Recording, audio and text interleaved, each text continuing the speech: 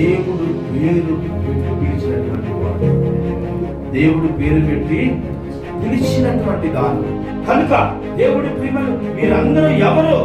మీరు శుద్ధి చేయబడినటువంటి వారు, మీరు శుద్ధి చేయబడినటువంటి వారు కనుక ఇప్పుడు ఎలా చెప్తారు? రాత్రి బాత్రూమ్ వేసి హాస్పిటల్ అన్ని సిగ్గులేసి మళ్ళీ పొద్దున వండుకోవాలని ఏం చేస్తారు? రాత్రి